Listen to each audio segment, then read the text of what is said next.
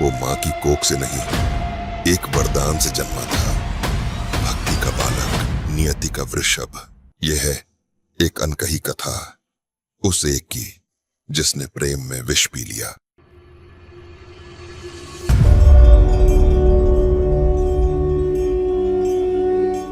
एक ऐसा समय जब एक ऋषि ने सब कुछ त्याग दिया, सिर्फ एक इच्छा के लिए। उस ऋषि का नाम था शिलादा, जिसकी भक्ति कैलाश के द्वार तक पहुंच गई। वे एक ऐसे पुत्र की कामना करते थे जो भगवान शिव का आशीर्वाद हो। शिलादा ने कठोर तप आरंभ किया।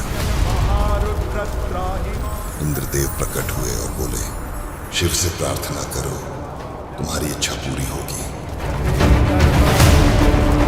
जब शरीर मिट रहा था तब भी भक्ति अडिग खड़ी थी। शिलादा ने हाथ जोड़कर वर मांगा, प्रभु मुझे एक पुत्र चाहिए। भगवान शिव प्रसन्न हुए और बोले, तथास्तु।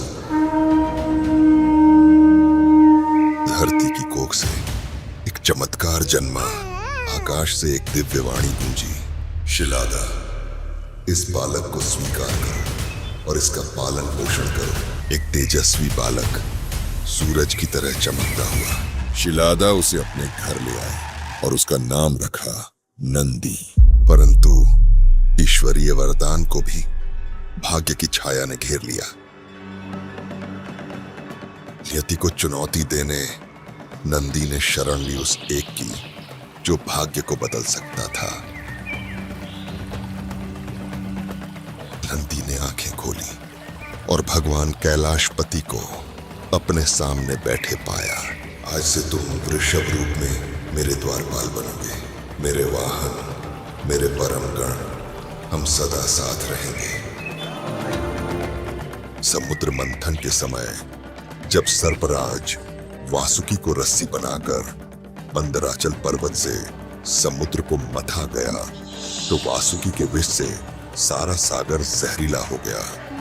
केवल भगवान शिव ही उस विष का समाधान कर सकते थे। उन्होंने वह कालकूट विष अपने हाथों में लेकर पी लिया। देवी पार्वती ने उनके गले को कसकर पकड़ा, जिससे विष उनके कंठ में ही रुक गया, परंतु विष उनके मुख से टपकने लगा। तभी नंदी एक विशाल छलांग में समुद्र में कूद पड़ा और शिव के मुख से गिरता हुआ विष पी गया। उसने सब कुछ दांव पर लगा दिया, सिर्फ ब्रह्मांड को बचाने के लिए। देवता और असुर स्तब्ध होकर ये दृश्य देख रहे थे।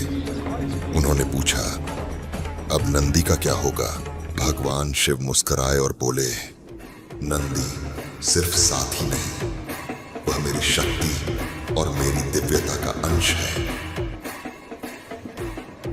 तभी एक साथी बना शिव का रक्षक और एक आत्मा बनी सनातन की किंवदंती। वह पृथ्वी पर दिव्य शक्ति का अवतार बनकर आया और अपनी अनमोल ऊर्जा से संसार को जागृत कर दिया। वह था विश्वास, भक्ति और शक्ति का अमर प्रतीक नंदी।